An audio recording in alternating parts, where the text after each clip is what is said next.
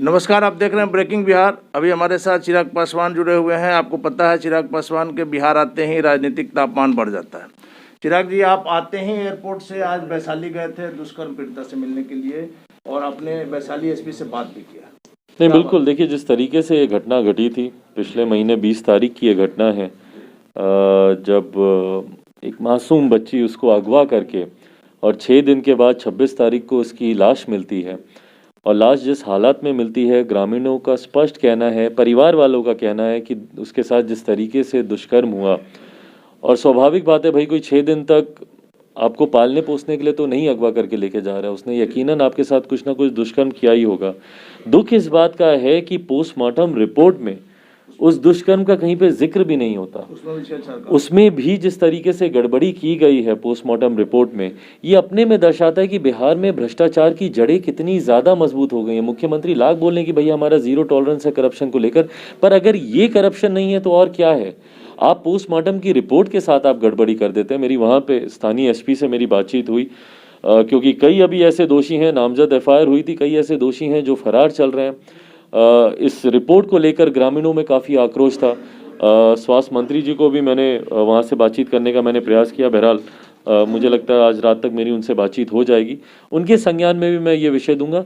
पर ऐसी घटना जब घटती है और वो भी एक ऐसे परिवार से आने वाली लड़की, एक दलित परिवार की लड़की, जो कि समाज वैसे ही हाशिए का शिकार रहता है आर्थिक तौर पर, सामाजिक तौर पर, और उसके बाद मुख्यमंत्री नीतीश कुमार इतनी बड़ी घटना पर, दिल्ली में एक निर्भया कांड हुआ था और पूरा देश एकजुट हो गया था।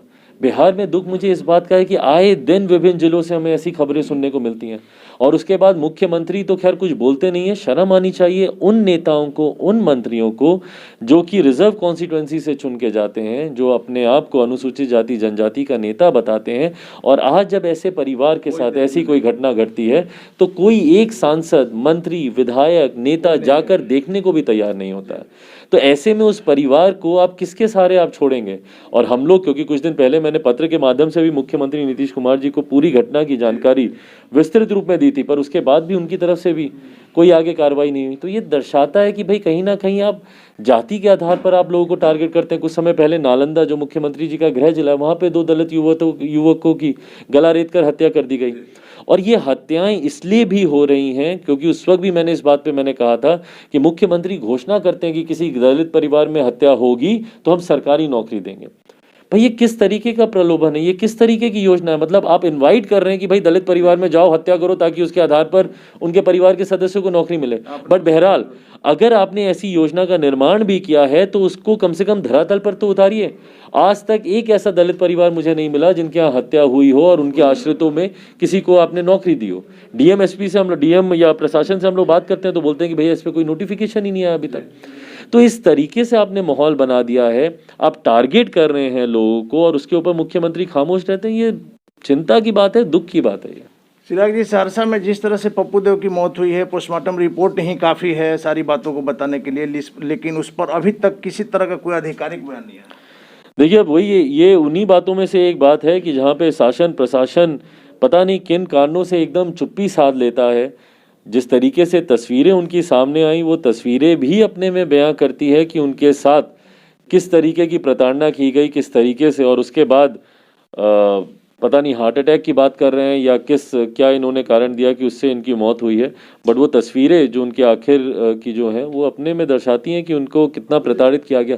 पर इसी में जब ये पोस्टमार्टम जिसपे बड़े बड़े केसेस आधारित होते हैं, जब कोर्ट में भी जब आप जिरा करते हैं या अपने पक्ष को रखते हैं तो उसको एक सबसे मजबूत आधार माना जाता है। पर अगर पोस्टमार्टम रिपोर्ट्स की ही यहाँ पे भ्रष्टाचार में अगर गड़बड़ी हो जाएगी, उसी की अगर खरीद फिरोख हो जाएगी, तो बिहार के लोग न्याय की उम्मीद कहाँ जाके रखें, किससे रखें, भगवान ही जानता। और यही कारण है कि बिहार में कन्विक्शन रेट इतना कम है। आप दूसरे राज्यों में देख लीजिए। क्यों आरोप लगता है जहाँ जाती है वहाँ हंगामा करेगा? अब ये खैर मैं व्यक्ति विशेष पे मैं कोई टिप्पणी नहीं करूंगा, बट ये पूरा प्रशासन एज अ होल, और ये बार बार मैं सवाल हमारे मुख्यमंत्री से इसलिए पूछता हूँ क्योंकि वो हमारे प्रदेश के गृह मंत्री भी हैं। लेकिन आपका कानून व्यवस्था जवाब नहीं मिलता।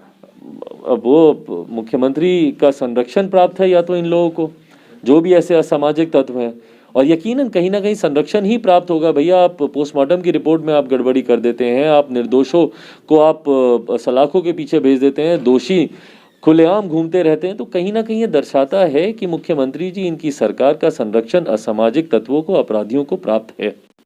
जदयू की और आरजेडी की दोस्ती जो बढ़ रही है उसको आप किस तरह से देखते हैं? देखिए, ये दोस्ती बढ़नी ही थी। जदयू की तरफ से ज़रूर इस बात के प्रयास होने थे। मैंने बहुत पहले भी इस बात को मैंने कहा था कि मेरे मुख्यमंत्री जी के मन में प्रधानमंत्री बनने का जो अधूरा सपना है, वो रह कर वो गुलाटी मारता है वो सपना, और वो चाहते हैं कि वो देश के प्रधानमंत्री बने। और इसीलिए वो संभव प्रयास कर रहे हैं कि भाई विपक्ष उनको नेता के तौर पर, प्रधानमंत्री पद के दावेदार के तौर पर 2024 के चुनाव के लिए उनको स्वीकार करे। और इसीलिए वो मार्केट में अपना भाव बढ़ाने के लिए वो रोज ऐसे विषयों को उठाते हैं जिस पर केंद्र सरकार या मौजूदा प्रधानमंत्री या भारतीय जनता पार्टी स्पष्ट अपना रुख तय कर चुकी है। भले वो पेगासस की जांच का मामला हो, भले वो जातीय जनगणना की बात हो, या विशेष राज्य के दर्जे को देने की बात हो, इन तमाम चीज़ों पर केंद्र सरकार, प्रधानमंत्री जी, भारतीय जनता पार्टी का रुख स्पष्ट है। पर ये अपने ही गठबंधन के साथियों को आंख दिखाते हैं। क्यों?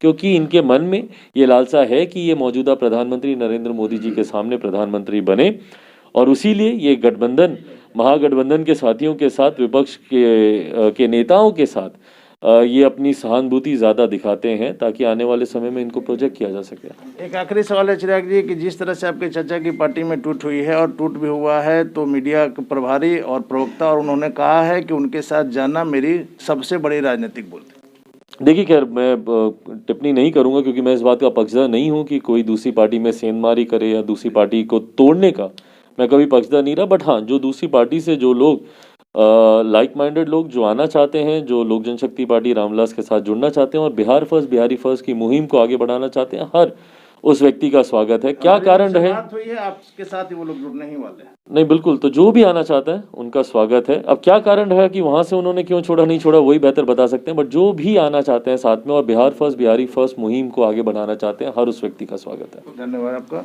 तो ये थे हमारे साथ चिराग पासवान जी। आप देख रहे हैं ब्रेकिंग बिहार, खबरों का सिलसिला जारी है, आप बने रहें ब्रेकिंग बिहार।